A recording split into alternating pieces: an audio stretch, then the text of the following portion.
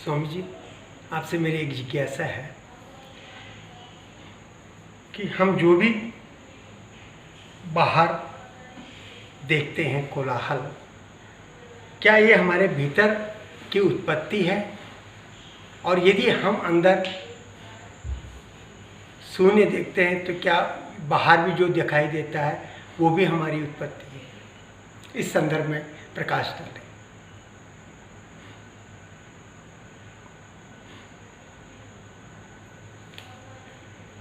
देखिए, कोलाहल भी अपने ही अंदर होता है, और जब अंदर कोलाहल होता है तो बाहर भी कोलाहल होता है। अपने अंदर जब शांति होती है तो बाहर भी शांति होती है, और शांति स्वयं होने पर शांति दिखाई देती है। लेकिन स्थिर शांति और स्थित प्रज्ञता, शून्यता तो बात छोड़ दीजिए, शून्यता तो उसको ब्रह्म स्थिति बोलते हैं। शून्यता को ब्रह्म स्थिति वो मनुष्य नहीं आता, जल्दी शून्य नहीं होता। विचार मनुष्य के कम हो जाते हैं, और विचार शून्य नहीं होता है, कुछ से कुछ विचार शेष में रह जाते हैं। यह कि ईश्वराधीन होने पर अगर मनुष्य जो साधक सिद्ध सुजान जब भी ईश्वराधीन हो जाता है, अपने आप ईश्वर को समर्पित कर देता है, तो मन के उसके संकल्प विकल्प न्यून गति की चले जाते हैं। अगर कोई उसका संकल्प उठता भी है और विकल्प उठता है, वो ईश्वर के प्रति ज़्यादातर होगा, भक्ति के प्रति होगा, योग के प्रति होगा, एक ज्ञान के प्रति होगा, धर्म के प्रति होगा। सतोगुणी विचार होंगे, और तमोगुणी रजोगुणी विचार उसका नहीं हो सकते। ईश्वराधीन है वो, तो जिस आदमी के अंदर कोलाहल नहीं है, कोलाहल मतलब ये बाहर की भाषा बोल, कोलाहल तो कोलाहल नहीं माने अंदर कोई विचारों में व्यग्रता नहीं है, विचारों में ज़्यादा खींचतान नहीं है, विचारों में ज़्यादा संकल्प विकल्प नहीं है, और विचारों में कोई परेशान करने वाला, दुख देने वाला कोई विचार नहीं है। तो विचारों में शांति का विचार, उनका अर्थ ये अंदर हमारे लिए शांति के विचार हैं, तो वो शांति बाहर दिखेगी अवश्य। वो जो आदमी अंदर से शांत हो जाता है, अंदर से शांत होने वाला आदमी बाहर भी शांति दिखाई देता है। जब उसके विचार शांत हो जाते हैं तो विचारों से कर्म बनते हैं। बिना विचार के संसार में कोई कर्म बनता ही नहीं। तो जब विचार आया तो कर्म बना, तो आप कर्म बने, आपके तो कर्म अच्छे बने। विचार अच्छा बिना कर्म अच्छे बने। जब कर्म अच्छे बनते हैं तो संकल्प विकल्प जो होगा अच्छा ही होगा। तो जो आप महसूस कर रहे हैं अंदर शांति, इसे मन शांत होने से शांति होती है। जो भी शांति अशांति का कारण है वो मन है। मन यदि शांत है तो आप शांति में हैं, मन शांत है तो आप अशांति में हैं। और ये विचारों पर निर्भर करता है।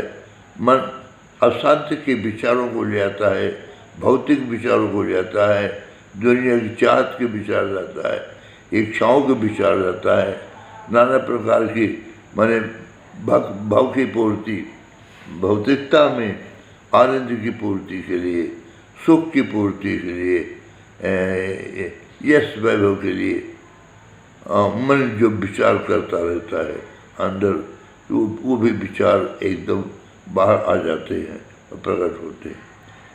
लेकिन जिस मनुष्य के अंदर शांति हो गई है, तो उसकी शांति, उसके वाणी में शांति दिखाई देगी, उसके नेत्रों में शांति दिखाई देगी, उसके स्वरूप में शांति दिखाई। जो व्यक्ति अंदर से शांत हो गया, और शांत क्या हो गया, मन के विचार शांत हो गए। शांति वो है जब मन के विचार शांत हो जाते हैं। मन विचार नहीं करता और करता भी है तो मन ईश्वरीय विचार करता है। वो भौतिक विचार नहीं करता, ईश्वर विचार करता है, भौतिक के विचार करता ही नहीं है। तो उस जितना भी आध्यात्मिक विचार है वो आनंद, शांति, सुख, परमानंद को देने वाला है ईश्वरीय विचार। तो जब शांति कौन सी शांति? ईश्वरीय शांति, परमात्मा शांति और अस्थायी शांति। और जब हमारे संकल्प विकल्प केवल ईश्वरीय रह जाते हैं, भौतिकता के सारे संकल्प विकल्प समाप्त हो जाते हैं, या कोई 1-2-4% रहा भी 10%, उससे कोई फर्क नहीं पड़ता। 90% विचार ईश्वरीय हो जाने पाए तो शांति, परम शांति, परमानंद उसको प्राप्त होने लगता है और एहसास भी होने लगता है। मन तभी इस प्रकार शांत हो सकता है ईश्वर के चरण कह देने पर, उसके शरणागत हो जाने पर। निरंतर ईश्वर की धुन प्राणों में गूंजती रहे, दिल में धड़कनों में गूंजती रहे, अपने मन में ईश्वर की ध्वनि गूंजती रहे, निरंतर चलता रहे। प्रभु का नाम चित्त में रूप हो, मन में हो नाम, बस उसकी शांति स्थिर हो जाती है। इसलिए शांति होने पर यह महसूस करता है शून्य होगा, शून्य नहीं होगा, शून्य नहीं होगा। इस शून्य पर बहुत लोगों ने बोला है, बहुत बोला है शून्य पर। शून्य का ही अर्थ है ब्रह्म स्थिति। तो ब्रह्म स्थिति मनुष्य जल्दी नहीं होती है, तो पर महसूस करता है जब संकल्प विकल्प कोई नहीं होते तो वह परम शांति विशेष महसूस करता है और समझता है कि दिल शून्य हो गया, अंदर शून्य हो गया। शून्य नहीं हुआ, मन संकल्प विकल्प करना बंद 99% बंद कर दिया। और जैसे ही मन संकल्प विकल्प बंद करता है, न्यून गति में चला जाता है, आपकी आराधना अग्रसर हो जाती, आगे बढ़ जाती, आप अध्यात्म में आगे बढ़ जाते हैं, आप धर्म में आगे बढ़ जाते हैं और भक्ति के मार्ग में आप मन संकल्प विकल्प नीचे स्तर चला गया है और ईश्वरीय संकल्प विकल्प आगे बढ़ गया है। आप अध्यात्म के मार्ग में बहुत आगे बढ़ गए, बढ़ जाते हैं। ये जीवन का परम सत्य है। सत्य यही है, ईश्वर के मार्ग में जीवन को लगा देना चाहिए, जीवन को लगा देना चाहिए।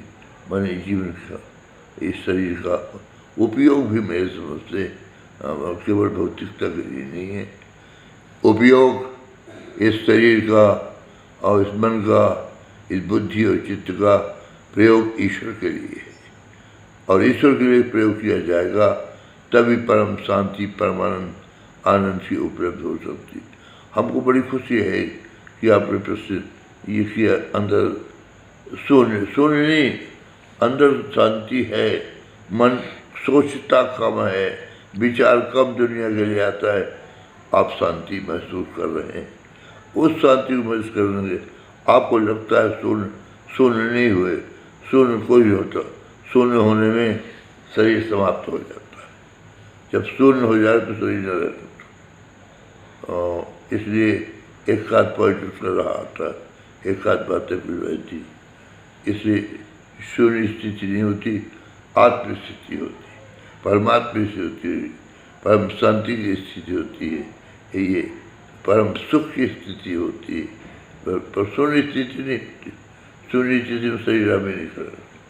तो शून्य हो गए, जब शून्य हो गए तो पुकारेगा, उसकी खत्म बात।